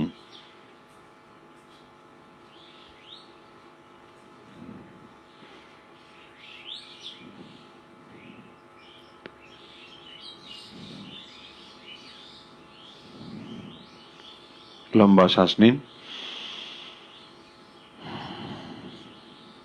ছেড়ে দিন। লম্বা শ্বাস নিন, ছেড়ে দিন। লম্বা শ্বাস নিন, ছেড়ে দিন। লম্বা শ্বাস নিন, ছেড়ে দিন। লম্বা শ্বাস নিন, ছেড়ে দিন।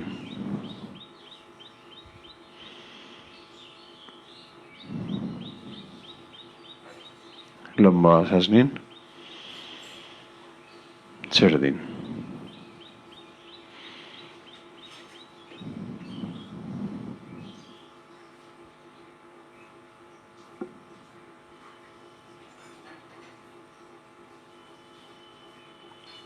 শরীর আপনার সম্পূর্ণ শিথিল।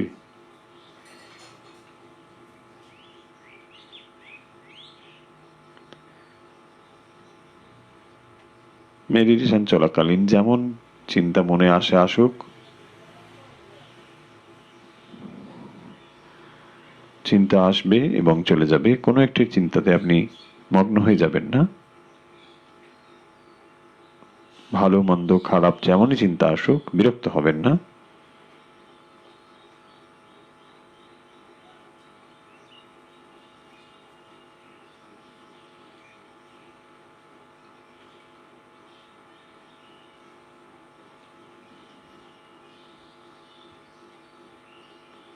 মনে মনে কল্পনা করুন বিরাট একটি জলাশয়ের মধ্যে আপনি বসে আছেন।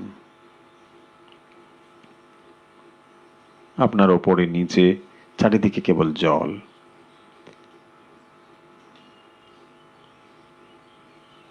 বিরাট একটি জলাশয়ের মধ্যে আপনি বসে আছেন।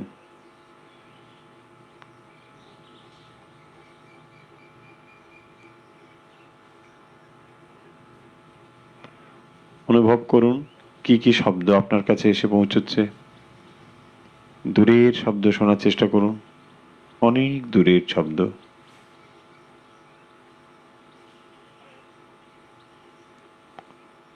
কাছের শব্দ শুনুন,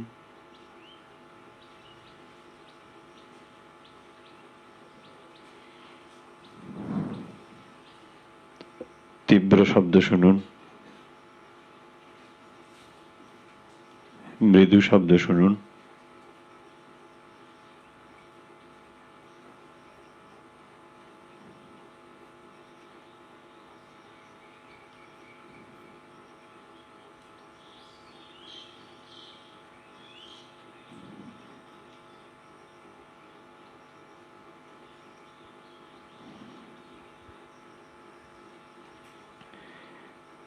মন নিয়ে আসুন হৃদয়ে।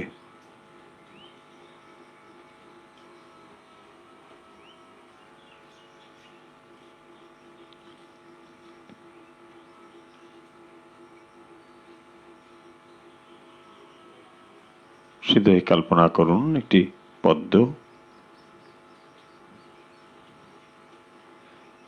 এই পদ্মের উপরে দিব্যজ্যোতি অনুভব করুন।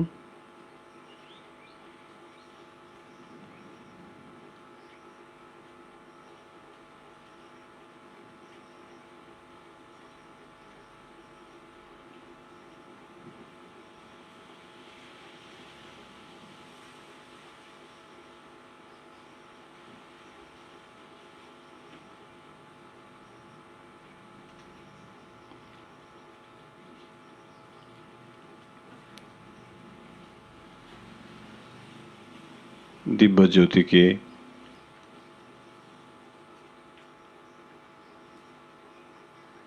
নিয়ে আসুন মাথাতে।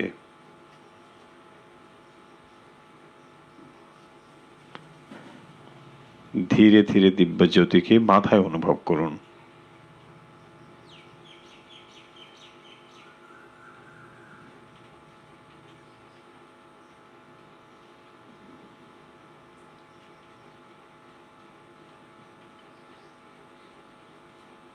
অনুভব করুন মাথায় দিব্যজ্যোতির আলোকে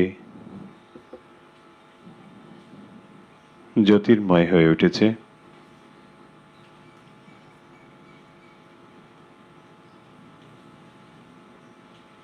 মাথার প্রতিটি কোষ দিব্যজ্যোতিতে পূর্ণ হয়েছে।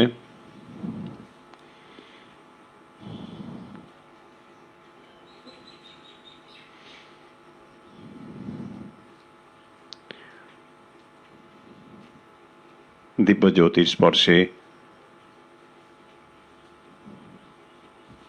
আপনার বুদ্ধি নির্মল হচ্ছে, চিন্তা শক্তি প্রসারিত হচ্ছে, বিচার শক্তি বাড়ছে। অনুভব করুন আপনি ঠিক ঠিক সিদ্ধান্ত নিতে শিখেছেন, ঠিক সময় ঠিক সিদ্ধান্ত নিতে পারেন। দিব্যজ্যোতি আপনার বুদ্ধিকে নির্মল করছে।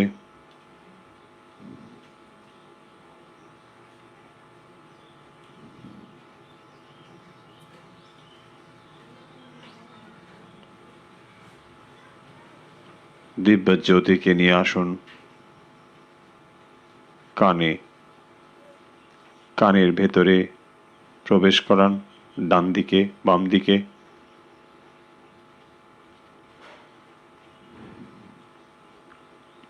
অনুভব করুন দিব্যজ্যোতির স্পর্শে আপনার শ্রবণ ইন্দ্রিয় নির্মল হচ্ছে।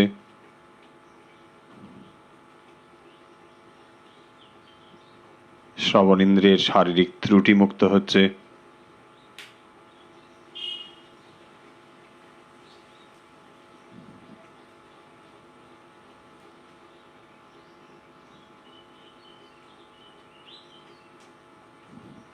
শ্রবণেন্দ্রিয় পবিত্র হচ্ছে, দিব্য জ্যোতি স্পর্শে আপনার শ্রবণেন্দ্রিয় নির্মল ও পবিত্র হচ্ছে।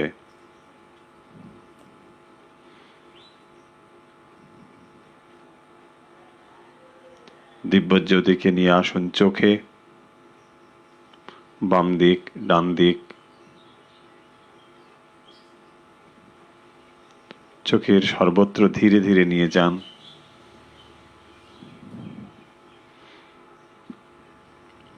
দিব্য জ্যোতিকে চোখের সর্বত্র ধীরে ধীরে নিয়ে যান।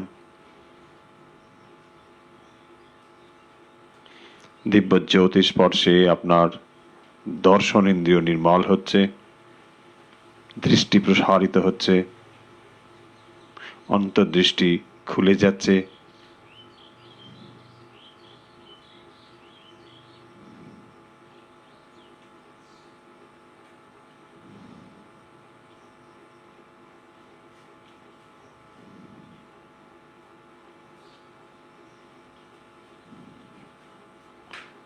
দিব্য জ্যোতি স্পর্শে আপনার অন্তর্দৃষ্টি প্রসারিত হচ্ছে, নির্মল হচ্ছে, দৃষ্টি শুদ্ধ হচ্ছে।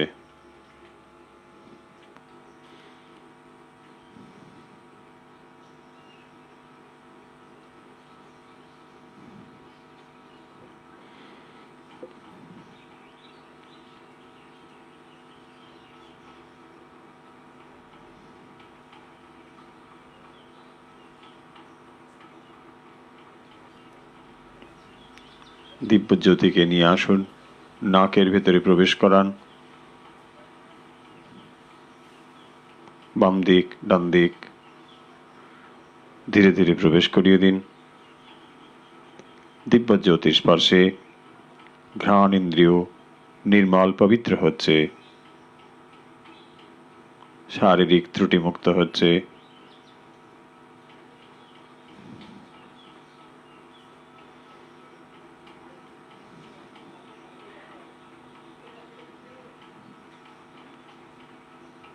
দিব্য জ্যোতির স্পর্শে আপনার ঘ্রাণ ইন্দ্রিয় নির্মল হচ্ছে, শুদ্ধ হচ্ছে।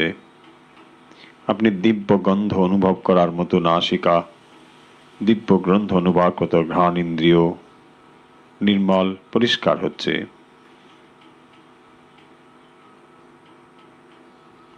দিব্য জ্যোতিকে নিয়ে আসুন জিহ্বা ও মুখে,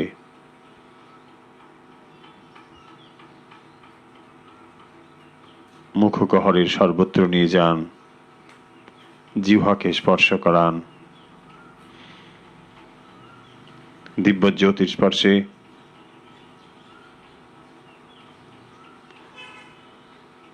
আপনার বাক ইন্দ্রিয়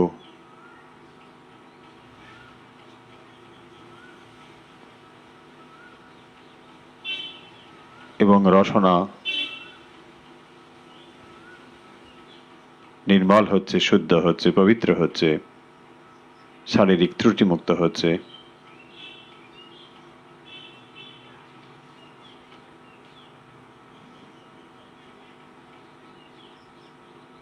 দিব্য জ্যোতিকে কণ্ঠে নিয়ে আসুন,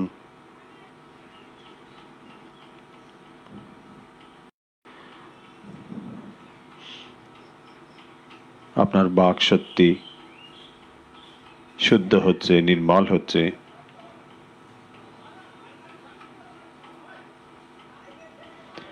দিব্য জ্যোতিকে ডান হাত বাম হাত ধীরে ধীরে শরীরের সর্বত্র নিয়ে যান।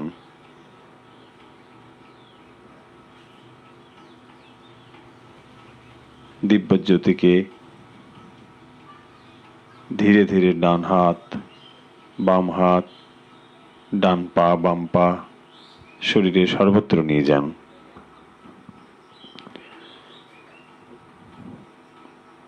অনুভব করুন দিব্য জ্যোতির স্পর্শে আপনার শরীর সম্পূর্ণ জ্যোতির্ময় হয়েছে।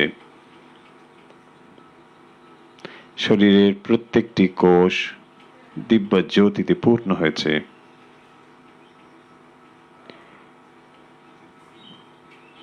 আপনি সমস্ত শারীরিক ত্রুটিমুক্ত,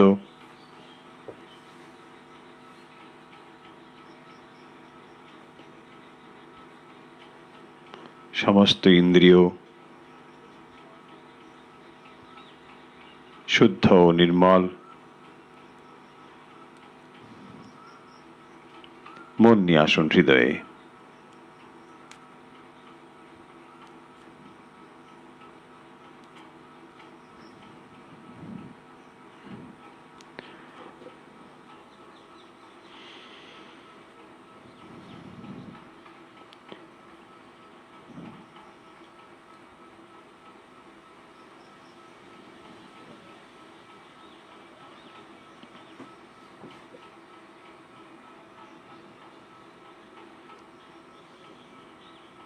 মন নিয়ে আসুন হৃদয়ে। হৃদয়ে দিব্যজ্যোতিকে অনুভব করুন।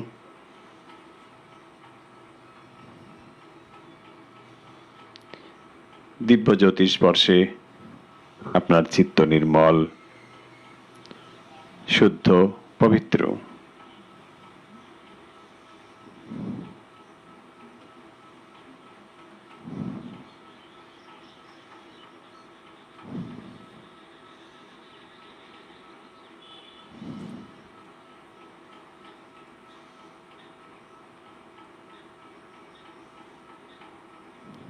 অনুভব করুন দিব্যজ্যোতি শরীর ভেদ করে ছড়িয়ে পড়ছে সর্বত্র।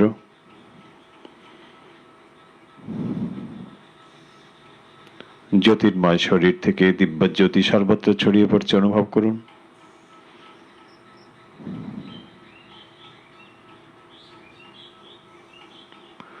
অনুভব করুন আকাশ, বাতাস, গাছপালা, পশু পাখি, মানুষ, ঘর বাড়ি সব কিছু দিব্যজ্যোতিতে পূর্ণ অনুভব করুন।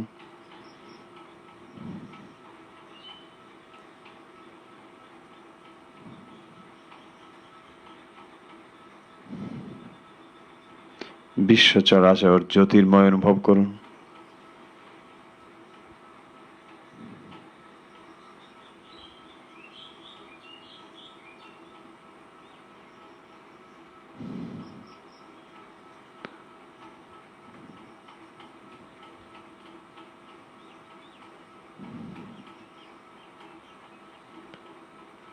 দিব্যজ্যোতিকে হৃদয়ে অনুভব করুন।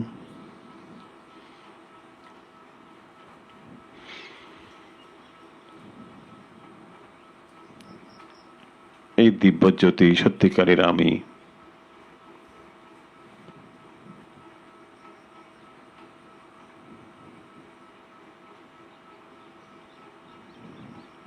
দিব্যজ্যোতির কাছে আপনার মনের সমস্ত প্রার্থনা পূর্ণ হয়ে যায়। দিব্যজ্যোতির কাছে আপনার মনের সমস্ত প্রার্থনা উজাড় করে দিন।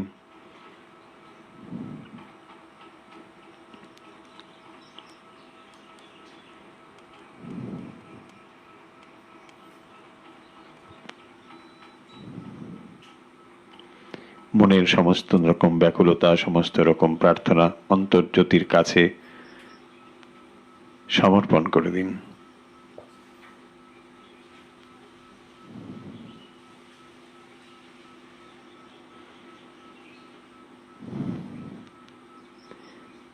আপনি এক অনন্য মানুষ।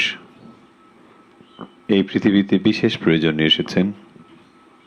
এটি আপনার নিজের জায়গা নয়।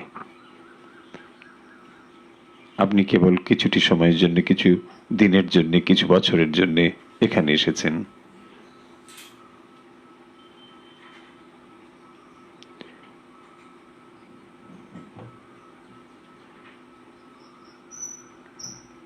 আপনি ধ্যান শিখেছেন, ধীরে ধীরে উন্নত হচ্ছেন। ধীরে ধীরে আপনি আধ্যাত্মিক জগতের স্বাদ পেয়েছেন। মন অনেক বেশি শান্ত, আপনি অনেক বেশি বিচারশীল, সিদ্ধান্ত নেন যথাযথভাবে।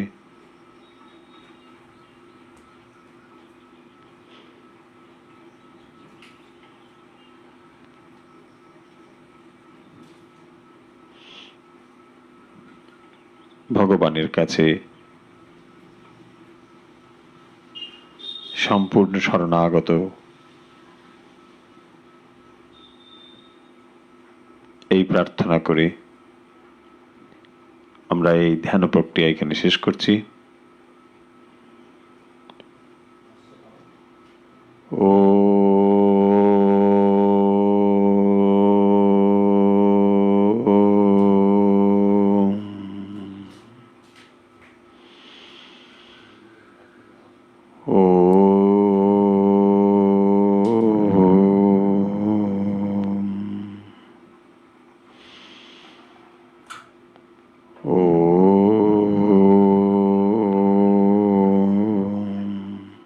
হরি ওম তৎসৎ।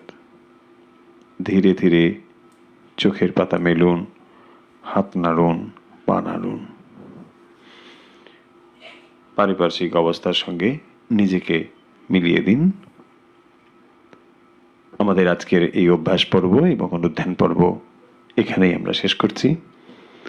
এখন প্রশ্নোত্তর পর্ব, প্রশ্ন এবং তার উত্তর, আপনাদের গতকালের যে প্রশ্ন ছিল তার উত্তর এবং উত্তরদাতাদের নাম ও আজকের প্রশ্ন দিয়ে আজকে তাড়াতাড়ি আমরা শেষ করব অনুষ্ঠান। গতকাল আমাদের প্রশ্ন ছিল জ্ঞানেন্দ্রিয় কটি এবং তা কি কি। জ্ঞানেন্দ্রিয় 5টি, সকলেই লিখেছেন, চক্ষু, কর্ণ, নাসিকা, জিহ্বা, ত্বক। এই উত্তর যারা যারা আমাদের কাছে উত্তর পাঠিয়েছেন এবং যাদের উত্তর আমরা দ্রুত পেয়েছি, এরকম কিছু নাম এখানে আমরা রেখেছি, সেই নামগুলো আমরা বলছি খুব তাড়াতাড়ি। যারা আমাদের কাছে উত্তর পাঠিয়েছেন তারা হলেন সুদীপ্তা দলাই, সল্ট লেক; চৈতালি দাস, শিললেন, কলকাতা; মধুমিতা দত্ত, গৌহাটি; কৃষ্ণকুমারী গাঙ্গুলি, তারকেশ্বর; রুমঝুম সিনহা, নিউ দিল্লি; চন্দন দাস, রামগড়, কলকাতা; রূপম দে, শিলিগুড়ি; জুই চক্রবর্তী, বেলঘড়িয়া; নিবেদিতা চক্রবর্তী, দুর্গাপুর; কেতকী বসু, টালিগঞ্জ; সুপ্রিয়া সাহা, গোপালপুর; শর্মিলা গুহঠাকুরতা, গোপালপুর; মৌসুমী মজুমদার, জোড়াসাঁকো; বিপাশা দাস, বহরমপুর; অরুণ ভট্টাচার্য, জলপাইগুড়ি; স্বপ্না দে, রঘুনাথপুর, বাগুইয়াটি; ঝিলি ঘোষ, হুগলি; সঞ্চিতা গুপ্ত, বাঁকুড়া; সোমনাথ চক্রবর্তী, বিজন স্ট্রিট, কলকাতা; সুনন্দ গুপ্ত, ত্রিপুরা; শুভ্রা পান্ডে, হায়দ্রাবাদ; শিখা দত্ত মজুমদার, আগরতলা। আজকের এই অনুধ্যান শেষ করব আজকের প্রশ্ন দিয়ে। আজকের প্রশ্ন হচ্ছে, স্বামীজি কর্মযোগে এটি আলোচনা করেছেন যে যা আমরা করছি, যা আমরা কর্তব্য বলে মনে করি, এই কর্তব্য কখন রুচিকর হয়। আমি একটু ধরিয়ে দিই, নাহলে অনেক রকম উত্তর হয়তো আপনারা দেবেন। আসলে স্বামীজি এটি খুব পরিষ্কারভাবে বলেছেন, যা আমরা করছি কর্তব্য, ডিউটি যাকে আমরা বলি, এই ডিউটি কখন আমাদের কাছে খুব রুচিকর হয়। আশা করি ধরতে পেরেছেন উত্তর। প্রশ্ন হচ্ছে, স্বামীজির দৃষ্টিভঙ্গিতে বা স্বামীজির কর্মযোগে কর্তব্য কখন রুচিকর হয়। আমরা কোনো একটা কাজ করি, তখন সে কাজটা কঠিন হয়ে যায়, ভালো লাগে না, বিরক্ত হয়ে যায়। কখন এটা হব না, কখন রুচিকর হবে, কখন কোনো কাজটা করতে খুব ভালো লাগে। স্বামীজি পার্টিকুলারলি এটি আলোচনা এখানে করেছেন। স্পেসিফিক উত্তরও এর রয়েছে, এরকম নয় এলোমেলো নানা রকম উত্তর। স্বামীজি এটি আলোচনা করেছেন। আজকে সেইটুকুই জানতে চেয়েছি আপনাদের থেকে। নিশ্চয়ই আপনারা অনেকে স্বামীজির কর্মযোগ পড়েছেন। আমার মনে হয় উত্তর আপনারা ঠিক ঠিক দিতে পারবেন। উত্তর আপনারা তাড়াতাড়ি পাঠিয়ে দিন, হোয়াটসঅ্যাপে উত্তর পাঠাবেন এবং উত্তরের শেষে আপনাদের নাম এবং লোকেশন জানিয়ে দেবেন। আর যেমন অনুষ্ঠান চলছে ঠিক একই রকমভাবে অনুষ্ঠান চলবে, আপনাদের জানানো হয়েছে। সবাই যে যেখানে আছেন ভালো থাকুন। এখন সব জায়গায় বর্ষা এসে গিয়েছে, প্রায় মনসুন এখানে মোটামুটি শুরু, বাইরে এখন বৃষ্টি হচ্ছে। ভালো থাকুন সবাই। ঠাকুরমা স্বামীজির কাছে সেই প্রার্থনা করি, ভালো থাকুন, সাবধানে থাকুন, সতর্ক থাকুন, ভয় পাবেন না, কিন্তু সতর্কতা অবলম্বন করব। আর সবাই ভালো থাকবো, ঠাকুরমা স্বামীজির কাছে সেই প্রার্থনা করি। সর্বেন সুখিনো সন্তু, সর্বে সন্তু নিরাময়া, সর্বে ভদ্রাণি পশ্যন্তু মা কশ্চিৎ দুঃখ ভাগ ভবেৎ। সবাই ভালো থাকুন, সুখে ও শান্তিতে থাকুন।